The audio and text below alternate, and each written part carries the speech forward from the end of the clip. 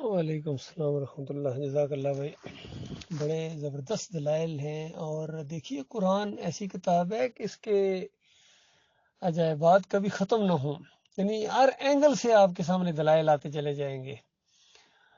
تو جس نے نہیں ماننا ہے انہوں نے نہیں ماننا ہے، چاہے پہاڑ چلنا شروع ہو جائیں، مردے آ کے کلام کریں، جو مرضی ہو جائے، انہوں نے نہیں ماننا ہے۔ خاص کر یہ حنیف صاحب نے اب سجدہ تعظیمی کے شرک میں اتنے آگے چلے گئے اس دلدل کے اندر کہ یقین کیجئے ہر کوشش ناکام جا رہی ہے۔ بہرحال ان کی اپنی قسمت۔ اب تو یوسف علیہ السلام اور یعقوب علیہ السلام بھی آ کر اگر ان کو کہے نا تو پھر بھی یہ کہیں گے نہیں نہیں، یہ وہ ہے ہی نہیں، یہ تو کوئی اور ہے، وہ تو جو تھے وہ تو سجدہ کیا تھا انہوں نے۔ تو یہ حال ہے ان کا۔ دیکھیے آپ کس قدر زور دیتے ہیں اس بات کے اوپر میرا صاحب کہ یعقوب علیہ السلام نے وہ خواب سننے کے بعد ایک بات بڑی زور دے کے کہی، اس پر لوگ کم زور، اس پر لوگ توجہ کم کرتے ہیں۔ دیکھیے ایک تو ابلیس یہ انسانیت کا دشمن ہے، یاد رکھیں، یعنی آدم علیہ السلام اور ان کی ذریت کا یہ دشمن ہے۔ اس ذریت کے اندر پھر جن انسانوں کو اللہ نے نبی بنایا ہے نا، رسول نبی یعنی کتابیں جن کے اوپر نازل کی ہیں، ان کا وہ سب سے زیادہ دشمن گزرا ہے، کیونکہ وہ اس کے منصوبے کے راستے میں رکاوٹ ہے۔ وہ انسان جن کو اللہ نے نبی بنایا، کتابیں اتاری، کیونکہ نبیوں کی دعوت، کتاب کی دعوت تو خالص اللہ کی بندگی ہے، اور ابلیس کا جو منصوبہ ہے وہ بندگی کو خالص نہیں کرنے دینا ہے۔ تو آپ غور کریں ذرا اس کے اوپر۔ ایک آیت ہے قرآن کی، حوالہ تو مجھے ابھی یاد نہیں لیکن ترجمہ مفہوم میں بیان کر دیتا ہوں۔ اللہ تعالیٰ کہتا ہے اسی طرح ہم نے ہر نبی کا دشمن بنایا شیطان کو، شیطانوں کو اور شیطان کو، اور ساتھ ہی مالک فرماتا ہے کہ تمہارا رب سرپرستی کے لیے، ہدایت کے لیے، حفاظت کے لیے کافی ہے۔ تو اس طرح یعنی انبیاء کو تسلی دی کہ یہ تمہارا بہت بڑا دشمن ہے ابلیس اور اس کے لشکر، لیکن گھبرانے والا معاملہ نہیں ہے، تمہارا حامی ناصر میں ہوں۔ تو یہ تسلی ہے بہت بڑی۔ تو دیکھیے اسی انداز سے، چونکہ یعقوب علیہ السلام نبی ہیں، جلیل القدر نبی ہیں، اور بہت زیادہ فہم و فراست والا نبی ہیں، ان سے زیادہ کون جانتا ہے کہ ابلیس انسانوں کا دشمن ہے؟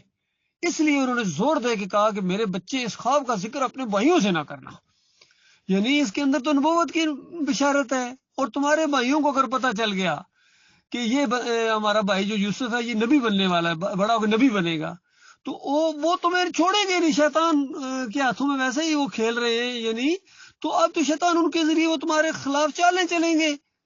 تو اس انداز سے یعقوب علیہ السلام نے تنبیہ کی ہے، اور سوال پیدا نہیں ہوتا ہے کہ یوسف علیہ السلام نے اس کا ذکر اپنے بھائیوں سے کیا، سوال نہیں پیدا ہوتا۔ بہت فرما بردار تھے، بچپن کے سمجھدار بچے تھے۔ وہ جو بھی نبی بننے والا بچہ ہوتا ہے بہت ہی سمجھدار ہوتا ہے، اور وہ بہت زیادہ فہم و فراست والے بچے ہوتے ہیں۔ جس طرح اسماعیل علیہ السلام کو جیسا کہا ابراہیم علیہ السلام نے، میرے بیٹے میں خواب میں دیکھتا ہوں تجھے ذبح کرو، بتاتے ابا جان جلدی کریں، جلدی کریں، اس معاملے میں اللہ کی حکم کی یعنی دیری والا معاملہ نہیں ہے، رہا معاملہ میں، یعنی آپ تو اللہ کے فرما بردار ہیں، چونکہ میرا مسئلہ اس لیے پوچھ رہے ہیں تو میری پرواہ نہ کریں، آپ مجھے صابروں میں سے پائیں گے، صابروں میں سے پائیں گے۔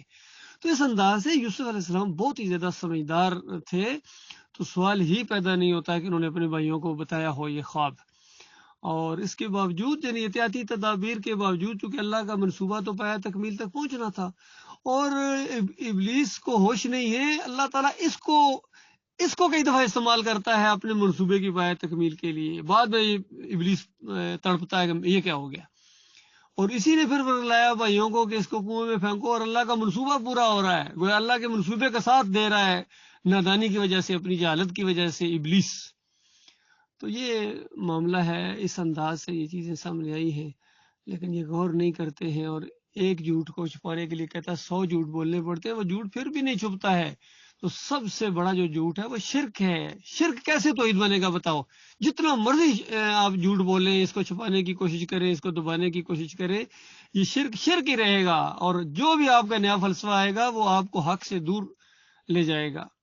اس لیے ان سے تو امیدیں کم ہیں، البتہ یہ جو پیچھے چلنے والے لوگ ہیں ان کے لیے ایک میسج ہے اس کے اندر کہ اپنے امیر کو سمجھاؤ۔ یہ اور بہت بڑا سوال ہے، یہ بہت بڑا، جس کا ابھی ذکر پھر کیا ہے ہمارے معراج صاحب نے، بتاؤ اگر یہ بریلوی دیوبندی اہل حدیث جب تمہارے پاس جائیں گے اور تمہیں کہیں گے کہ دیکھو ڈاکٹر عثمانی کا فتویٰ ہے کہ جو یوسف علیہ السلام کو سجدہ مانتا ہے اس کا ایمان خراب ہے، ٹھیک ہے، محمد حنیف کا فتویٰ ہے کہ جو یوسف علیہ السلام کو سجدہ نہیں مانتا وہ قرآن کا انکاری ہے، وہ توحید سے ناواقف ہے۔ اب بتاؤ ان دونوں میں سے کافر کون ہے؟ تو بتاؤ اللہ کے بندو کیا جواب دو گے؟ ہم یہ بات آپ کو صرف اس وجہ سے نہیں بتا رہے ہیں کہ تم جواب نہیں دے سکو گے تو کہیں ہار نہ جاؤ، یا نہیں، یہ معاملہ نہیں ہے۔ ہم کہہ رہے ہیں کہ دنیاوی لحاظ سے تم پھنس گئے ہو، کیونکہ تم ان کا مقابلہ نہیں کر سکتے ہو مسلک پرستوں کا ایمان سے ہٹ کر۔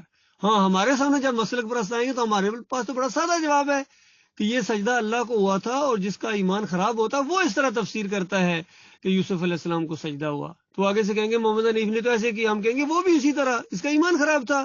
تو بتاؤ ہمارے سامنے کوئی مسلک پرست ٹھہر سکے گا؟ تو تم نہیں ٹھہر سکو گے ان کے سامنے، اور وہ ہمارے سامنے نہیں ٹھہر سکیں گے۔ اس سے بھی آپ کو اندازہ لگا لو حق کدھر ہے۔ اللہ کے بندو غور کرو، چند دنوں کا یہ معاملہ ہے، ایمان کا یہ معاملہ ہے۔ اگر تم نے اللہ کی کتاب کے مقابلے میں اپنے امیر کو آگے کر دیا اور کتاب اللہ کو پیچھے پھینک دیا، تو بتاؤ تمہارے اور بریلویوں میں اور دیوبندیوں میں پھر کیا فرق ہے؟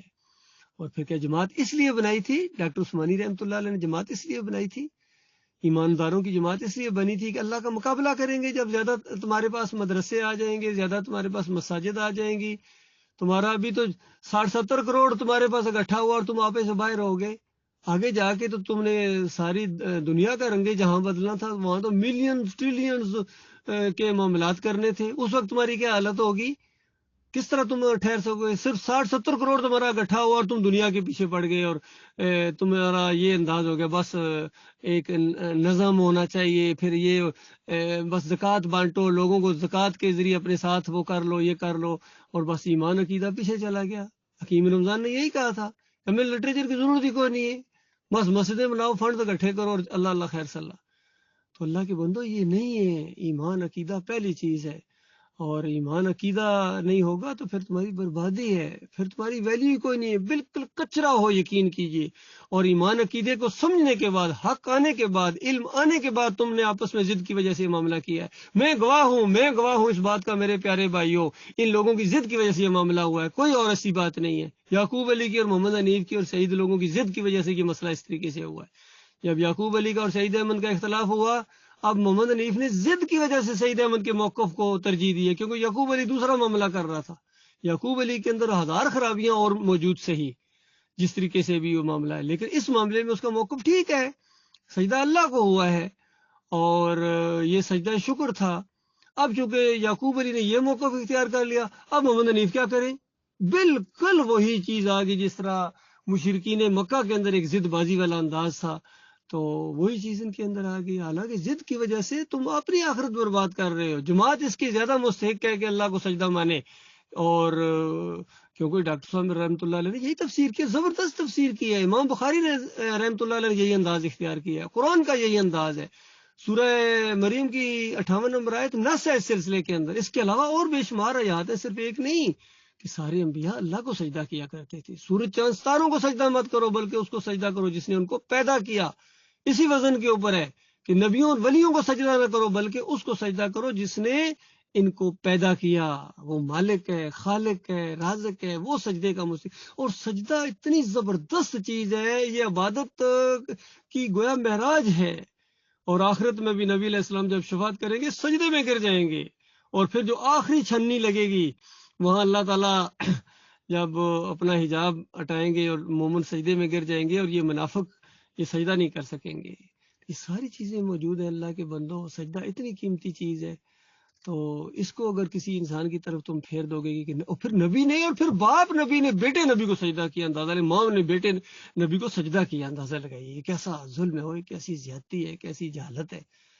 بہرحال اپنے اپنے نصیب کی بات ہے، ہم نے بتا دیا بھائی، جتنا مناسب الفاظ تھے وہ بتا دیا ہے۔ ابھی بھی انشاءاللہ میں کراچی آ رہا ہوں، ہمارا عبداللہ بھی چھپ رہا ہے، اس کے اندر پوری تفصیل ہے، اس کی ہر اینگل سے اس مسئلے کی قرآن و حدیث کے دلائل ہے۔ میرے بھائیو پڑھو اس کو، اور پڑھنے کے بعد خود ایک نتیجے کے اوپر پہنچو، اپنے امیر کے پاس جاؤ، کہو کہ دیکھو کہ وہ اپنے دشمن بن گئے ہو، کیوں جماعت کے دشمن بن گئے اور اپنی آخرت برباد کر رہے، جو مر گئے وہ تو گئے، ان کو تو واپس نہیں لا سکتے ہو، لیکن جو زندہ وہ تو ابھی توبہ کر سکتے ہیں، توبہ کے دروازے کھلے ہیں میرے پیارے بھائیو، مرنے سے پہلے توبہ کر لو، ورنہ کوئی نہیں بچائے گا، نہ حنیف صاحب بچائیں گے، نہ منور سلطان بچائیں گے وہاں، نہ شمیم صاحب بچائیں گے، اور نہ ڈاکٹر عبداللہ بچائے گا، نہ قاری خلیل الرحمان بچائے گا، کوئی نہیں بچائے گا۔ یہ سارے لٹکے ہوئے ہوں گے اگر انہوں نے ایمان کے اندر جو شرک ان کیا ہے، اگر انہوں نے توبہ نہ کی، یہ خود وہاں لٹکے ہوئے ہوں گے، تمہیں کیا بچائیں گے؟ اور اس وقت یہ پکار پکار کر کہیں گے ہمارا تمہارے اوپر کوئی زور نہیں تھا، تم خود ہی اسی چیز کو پسند کرتے، اب چکھو مزے، اللہ اپنے بندوں کے دل میں فیصلہ کر چکا ہے، یہ کچھ ہونے والا ہے۔